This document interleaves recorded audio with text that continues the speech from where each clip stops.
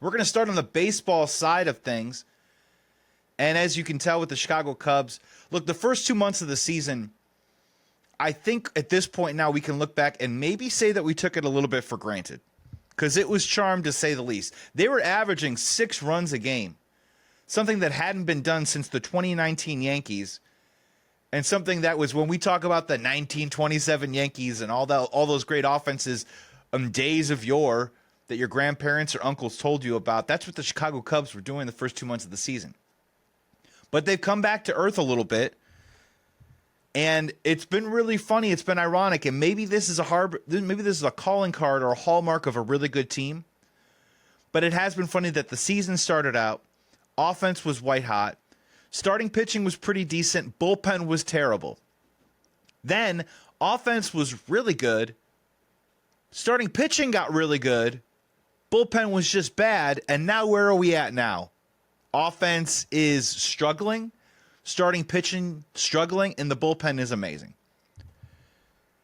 So the good news is if they're clicking all at the same time, this is a really special Chicago Cubs team, and they could still have a really special season. They are struggling right now. There's no doubt about it. You're listening to this towards the end of the week, so who knows? Hopefully they've maybe turned it around, but as of this taping on Tuesday, they just lost another game to the Cardinals, and frankly are playing 500, if sub just a little bit under sub 500 ball since June 1. And so the question is not a matter of if the Chicago Cubs need help on this team. I think it's more of a question of when. Just a week ago, Jed Hoyer did the rounds on several different media outlets and detailed as much. And when Jed Hoyer comes out and says, hey, we're going to be in the market, we're going to be aggressive, we're going to try and add on to this team, I think it's something that they've been talking about for weeks, and they are being transparent, and they're saying, hey, the Chicago Cubs are open for business, which is great news for Cubs fans. Bruce Levine on 670 The Score just a couple of days ago said that the Chicago Cubs could be making an acquisition within the next 7 to 10 days. So maybe by the time you heard this, maybe they've already made that acquisition. But I'm telling you right now, whatever they do, if they do it in the next week, it is not going to be enough. They're not trading for the ace or the big bat right now at the end of June. They're probably just trying to bring in somebody to eat some innings, buy some bullets, as they can make a decision on Colin Ray, Ben Brown, and hopefully get Shota Imanaga back healthy. Jed Hoyer also said something very interesting, and I think also another thing that we're taking for granted a little bit. This starting rotation, which has been solid, which has been good, which if you align it right in the playoffs, I like it going up against anybody, to be honest with you. But Jed Hoyer threw a little cold water on that and just tried to remind us, and I had to remind myself, a lot of the guys in this rotation, outside of Jameson Taillon and a healthy Shota Imanaga, a lot of the guys in this rotation have not put up heavy workloads or pitched heavy innings over the last couple of years, or if ever in their career. Heading into the year, whether Cade Horton was going to make the major leagues or not, even in the minor leagues, they said that they were going to try and cap his inning workload at 120 innings. He's getting close to halfway there. Matthew Boyd, who was fantastic for the Cleveland Guardians last year in August, September, and into the playoffs, missed most of last year with injury. He hasn't pitched a heavy workload of innings either in a couple of years. And then there's guys like Colin Ray, who's never really been a deep, full-time starter, and even if he has, he's been mid-effective at best, and Ben Brown, who's also putting on a heavy workload for the first time. So there's a lot of question marks about how the Chicago Cubs are going to handle this throughout the summer to keep these guys healthy and upright. As it stands right now, what do you do with Cade Horton? Do you shorten his starts? Do you skip him? Or do you shut him down entirely? He is one of the better pitchers on the team right now, and if he continues to progress, he might get himself into the conversation as a possible Game 3 starter if they were to enter into a playoff series. Shutting him down and having him skip starts or having him take 2 weeks off, I do not personally recommend. You want to keep these guys in the rhythm and the flow as best you can. Now, if you put him on an innings count or a pitch count number, maybe it can kind of get you to where you need to go, or it could be heading towards what we all might be seeing in the next coming weeks is a 6-man rotation. Guys getting backed up a day, especially with Shota Imanaga coming back, and seeing if they can preserve them from there. But the Cubs are going to have to add on. So this is my MLB trade deadline wish list for the Chicago Cubs. I have these in 3 tiers.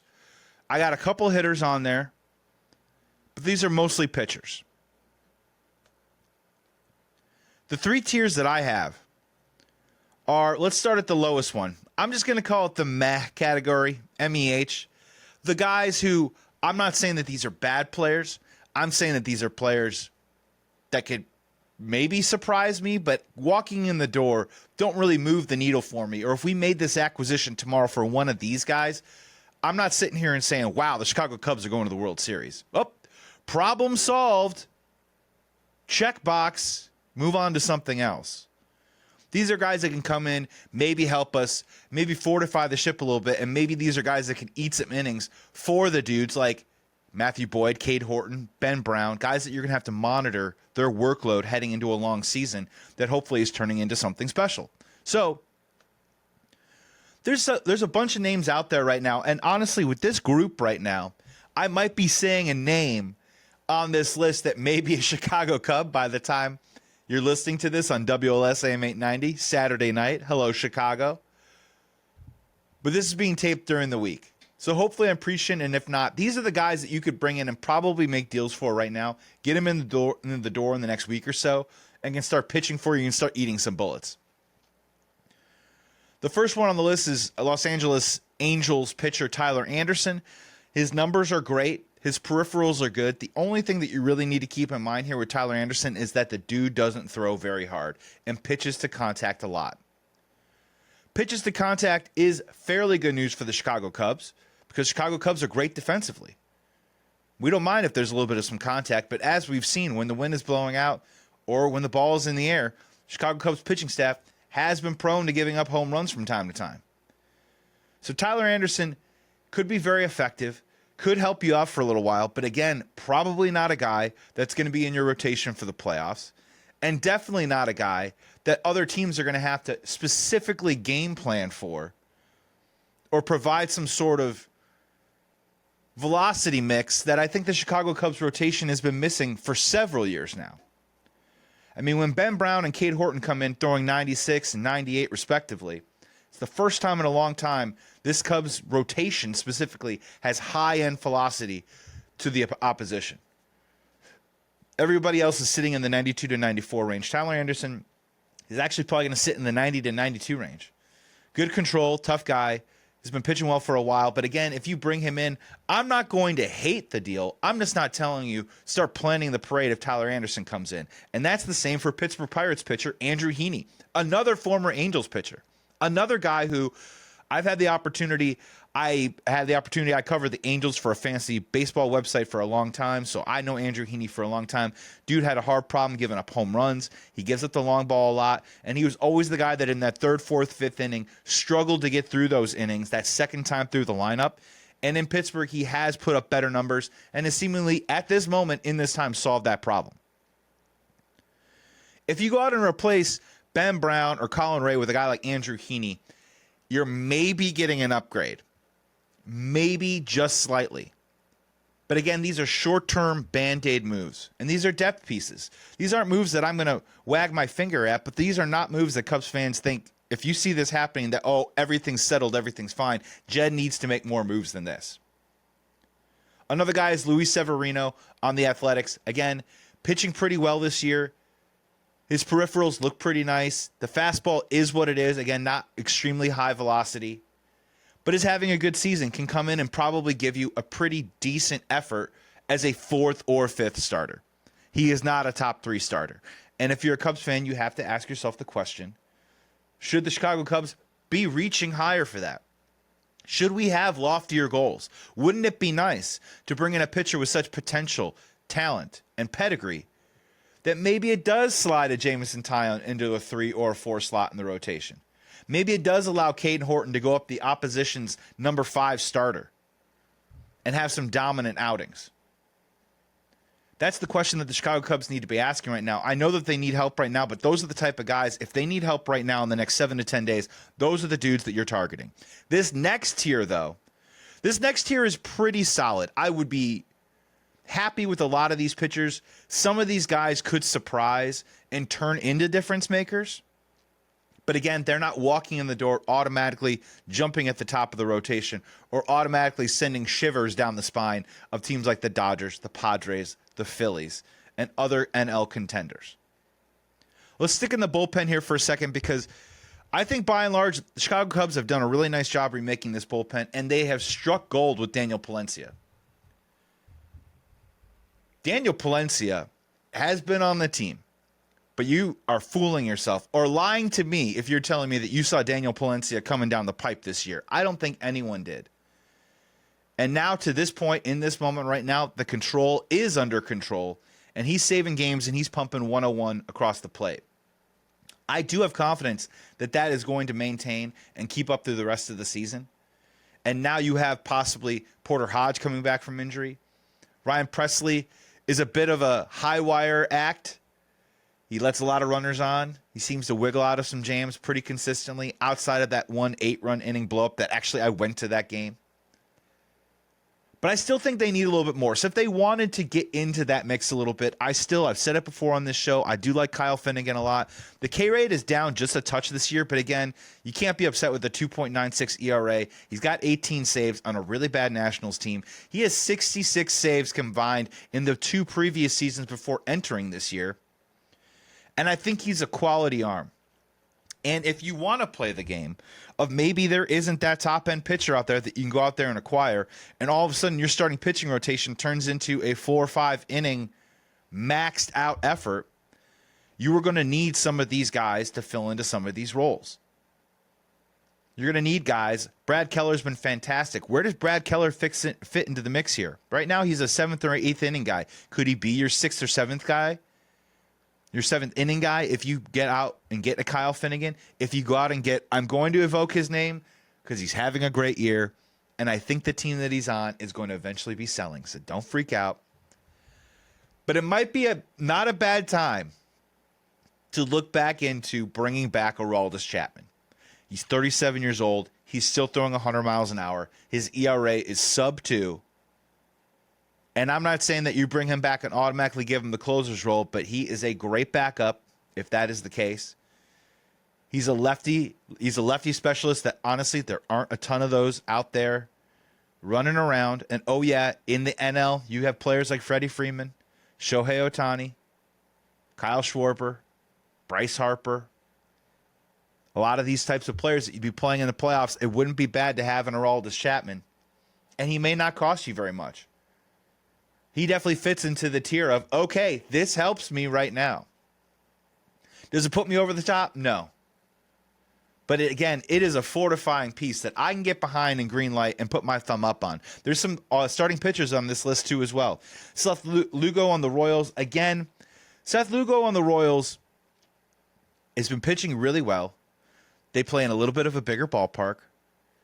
He's been a good pitcher for a couple of years. I think he is if you're looking for a comp on a current Cubs team, because you've never watched Seth Lugo before, he is a bit of a Jameson Taillon type. Going to give you a good effort, going to eat some innings. There is a question of whether the Royals could possibly sell on him or Kyle Bubic or one of their starting pitchers. He's definitely a guy to take a look at. Another guy to take a look at on the Boston Red Sox, Walker Buehler. Walker Buehler signed a 1-year deal from the Dodgers to the Boston Red Sox, has experience as a starter, has experience in a bullpen, has experience in the postseason, has experience in the World Series. The only thing that maybe gives you a little bit of pause with Walker Buehler right now is a lot of his breaking stuff, like his splitter and his sinker right now, are playing really well in analytics, but his fastball has been a bit of an issue. And again, you don't want to make decisions because of the pieces that you already have. Where I don't think I'm lying by saying I don't think the Chicago Cubs have across the board great fastball velocity talent on their pitching staff. I think they use a lot of pitch shape, and I think they use a lot of lab type analytics that have helped them create some good results from some good players like Brad Keller out of nowhere, pitching really well. They've gotten a good run out of Colin Ray. Matthew Boyd has had an all-star fringe level season. Some of that has to do with the types of pitchers and the types of pitches that Chicago Cubs teams like to emulate and they like to teach and influence. Walker Buehler could be a really interesting option that, again, isn't automatically putting you in the World Series, but could turn into a pretty vital piece. Now, the last two guys on this list of, okay, this helps, are guys that are probably going to cost you a pretty penny, and we're not exactly 100% sure whether this team is in or out of the race. But if you ask me personally, on this day with some of the injuries they have going on in their team, I think they're out. These next two names are definitely candidates to be on the Chicago Cubs, but I just don't think it's happening in the next week or so. I think this is more of a trade deadline deal. You're listening to WLS AM 890. It's Saturday night. I'm Joey Christopoulos, and this is Sports Talk Chicago. Thank you so much for tuning in. The two names on this list are Merrill Kelly and Zach Gallen on the Arizona Diamondbacks. I'm not breaking any news here. If you're a Cubs fan, you've been reading the trades. These are guys that have been on the radar for quite some time. And if you are more of a casual fan, it's okay. These are both quality pitchers. Now, Merrill Kelly, the easiest thing for you to keep in mind is, again, the velocity is a little bit down, a little bit older than Zach Gallen, but he has a great veteran moxie about him. The dude knows how to pitch. Currently, 1.05 whip, 3.39 ERA, 7-3 record right now. Bringing him in immediately gives you a solid guy in your lineup that you could maybe possibly talk yourself into as maybe a Game 3 or Game 4 starter in a playoff series and thinking that you have yourself a good chance to win. He's been consistent over the last couple of years. He's really rounded into a shape a little bit later in his career, and I think it would be a good move. Again, I'm curious of what the return is from the Arizona Diamondbacks. What exactly do they want for a Merrill Kelly type? Because I think you're going to have to slightly overpay to bring him in. A guy that you're definitely going to have to overpay to bring in is another Arizona Diamondback, and this is Zach Gallen. Now, Zach Gallen is a guy who over the last 3 years was 43-19 with a 3.22 ERA. He's 29 years old currently, and he's about to become a free agent. Now, the free agent will hopefully knock down some of the return a little bit. The problem is with Zach Gallen is he's having a terrible season right now. Nothing seems to be working for him. He's a 5.60 ERA. The stuff all seems to check out the same, but he's getting hit a little bit harder than he normally is. And when hitters are lining up and barreling up the baseball, they're making Zach Gallen pay. So that's the needle that Jed's going to have to kind of thread here on this one, especially with Zach Gallen. As Zach Gallen in previous years, I think you're paying ace prices to acquire him, to have him on your baseball team. He is not currently putting up ace numbers. In my opinion, I think the Arizona Diamondbacks are going to ask for an ace return. So what do you do with that? And he's going to be a free agent too as well. Is he the type of guy that, in your opinion, as a Cubs fan, does he put you over the top? I think he's worth the gamble. Now, in all these trades moving forward after Zach Gallen, none of the dudes I mentioned before in any trade I think should have Owen Casey's name in it. Owen Casey, outfielder for the Chicago Cubs, having a good season at AAA, but let's be honest. You trade for Kyle Tucker, you got a Gold Glover in Ian Happ, you got a future superstar in PCA. Let's be honest here. Not a lot of room for Owen Casey. I wouldn't put Owen Casey in any deal other than Zach Gallen in this final list. And then there's the final tier, the changes everything. The this changes everything tier. If you acquire one of these guys, in my opinion, I think this could be the type of move that would put the Chicago Cubs over the top. The first one is an intriguing one. It's a little bit of a gamble, and it's a little bit of a reach on my part. But I do think could be an interesting move for the Chicago Cubs, and no one's talking about it. Pending free agent Jordan Westburg on the Baltimore Orioles. He was an all-star last year. He can play second base. He can play third base. Second base currently occupied right now by Jackson Holliday with Baltimore. And let's be honest, they're not really going anywhere. And he's a pending free agent. Are they really going to sign him to a long-term deal? He's been hurt most of the season. He came back. He's in a bit of a slump right now. I think he's 1 for his last 15 as of this taping, but when he came off the IL originally, he was very hot straight from the jump. Just a solid baseball player. 18 home runs last year, 63 RBIs. I don't think it's going to cost you an arm and a leg. He's got an OPS plus of 127, and I think he can immediately solve a bit of the problem that's going on at third base because let's be honest and let's have a real conversation about Matt Shaw. Matt Shaw defensively is legit.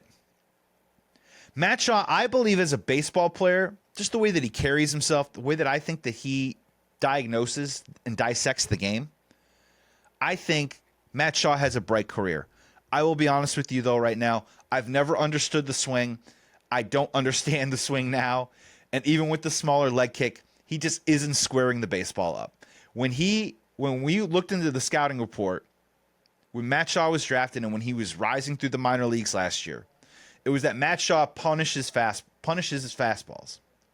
To this point right now, Matt Shaw is not punishing the fastball. He's not taking advantage of it, and everything else. When you deal with spin at a major league level, it takes an adjustment period. So he's going to struggle in that area. He came back from AAA, had a good couple of weeks. He's kind of fallen back into some bad habits. And let's be honest, we have to start having an honest conversation with ourselves of not bailing on Matt Shaw, not trading Matt Shaw. But again, recognizing and maybe saying to ourselves, is it Matt Shaw's time right now? And this is going to be an interesting dilemma because the thing that I've applauded Craig Counsell for in the past is that he's been very, very patient with some of the younger players on this team, much to the chagrin of Chicago Cubs fans, specifically last year. He stuck with Miguel Amaya. He stuck with PCA. And those guys in August and September turned their seasons around. Walked into the offseason feeling good about themselves, got some great at-bats at the major league level. We've seen what Pete Crow Armstrong has done, and Miguel Amaya, who is injured right now, has had a very solid season or an above-average offensive season when he was healthy on the field this year. Does he have the same patience for Matt Shaw when they could possibly be in a pennant race? Could you keep Matt Shaw up at the major league level and play him once or twice a week, and is that good for his development? Or is he better served playing down at AAA? These are decisions that they're going to have to make. But Jordan Westburg would be a really easy, low-level buy that would fortify the position, maybe take some of the at-bats away from Matt Shaw, but not a ton of them, and give you a little bit more flexibility. And maybe give you an opportunity, too, as well, to give Dansby and Nico Horner a day off here and there. Westburg could play second base. Then you can allow Nico Horner to play shortstop. Give Dansby a day off at second base. You could there's a lot of different ways you can go about this. Another two big names, obviously, Alex Bregman. We got to bring him up. Returning from a quad injury very soon. Hopefully he stays healthy. This is a quad injury that he's dealt with before in the past, so we're not quite sure. I'm not going to get too deep into that one. It's strictly just going to come down to money and ask yourself the question, are you really going to put in... It's basically essentially the same deal that they wanted to sign Alex Bregman to before, but they didn't because the terms and the years were a little bit different on an AAV level. The other one is Eugenio Suarez on the Arizona Diamondbacks. Looks like he barely avoided breaking his wrist against the White Sox the other night, which is great to see. He's got 30-plus home runs in 3 of his last 4 years. He's 25 home runs and 67 RBIs. And this is a guy, I will tell you right now, this is a guy who can put to bed this who's hitting cleanup, who's hitting fifth for the Chicago Cubs. Put it to sleep. Dansby Swanson, no. They seem to like Michael Busch in that 6 hole. Let's leave him right there. But in that 4 or 5 spot, you can finally just mix and match a little bit. You can flip-flop PCA. But Eugenio Suarez has got big-time power, and he can be the type of bat that can just go up there swinging for the fences and just pounding down baseballs and can really make a difference on this team.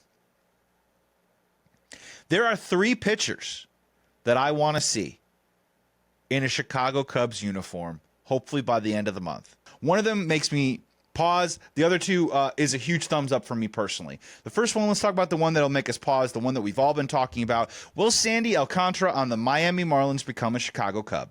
This guy, if you're not familiar, won the Cy Young in 2022, got hurt in 2023, missed all of 2024, and has come back currently 4-8 with a, I'm not Don't adjust your dial. 6.69 ERA this season. 9.82 ERA on the road.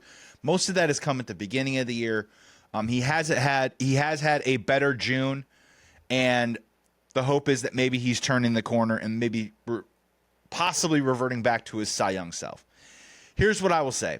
It is a big fish. It is a big gamble. It is by far, out of the three names that I want, the pitcher with the biggest ceiling.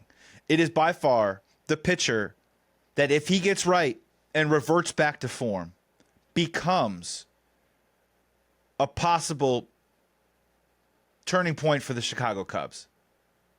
And he could be a catalyst that could possibly carry a rotation all the way to the World Series. And I'm not being hyperbolic.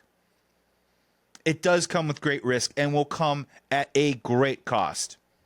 On the other side of the break, I mentioned Owen Casey is probably the centerpiece of some high-end trade deals. He is definitely the front line for this Sandy Alcantara deal. I've seen other people put out reports that Miami would ask for some people that are currently on the big league roster, like Cade Horton or Ben Brown. That makes no sense to me personally. And in my opinion, a great rule of thumb across Major League Baseball is once you graduate some of these players and they start having success in the major league level, their value goes to a particular place that does not align with a lot of the prospect pool projections that you want to put out there. I don't care if he's the number one prospect in the major leagues. If you graduate a guy and he starts performing at the major league level, it puts a different value on it. So if you're the Miami Marlins, you can forget about Cade Horton. Just not going to happen. Now, Sandy Alcantara for Owen Casey, James Triantos, several other players in the system, it's going to be a big package. It's going to hurt. It's supposed to hurt. And you're hoping that the return matches that type of hurt that you're going to have to put out there to bring in a player like that. But that's not coming in the next 7 to 10 days. If I'm the Chicago Cubs, I'm waiting at least a month. Get closer to the deadline and make sure that he is rocking and rolling and everything that you want to see from an ace acquisition before you go out and make a trade for a possible ace like Sandy Alcantara. The other two names may be a tick below, but again, in this tier, the tier that I call this changes everything, these two pitchers I do think change everything. Nathan Eovaldi on the Texas Rangers is one of them. Currently 4-3, 1.56 ERA, has been dealing with a triceps injury, but he's expected to pitch this week. Or if you're listening to this on a Saturday, he probably pitched the night before on Friday in his return. If he comes back 2 or 3 starts and everything seems to check out, this guy is a bulldog. This guy is that cliched, give me the ball, rocket fire, gritty guy. He's been in all-star games before. He's been in World Series. He's made World Series appearances. He's pitched great in the postseason before. He's a guy who takes the ball. Whatever it takes, he will do it. He will take the ball. He's a perfect fit for the Chicago Cubs right now. And honestly, he's a right-handed pitcher, but he does in many ways replace that bulldog type of attitude, that grit mentality that Justin Steele brought to the rotation before his injury. Nathan Eovaldi brings that to the table.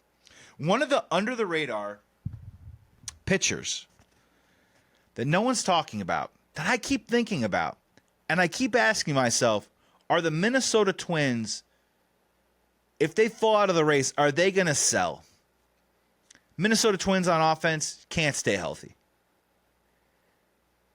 They're in the AL Central, so there is a possibility that they will believe, even if they're 5-6 games out, that they got a shot at it if they just stick in the race.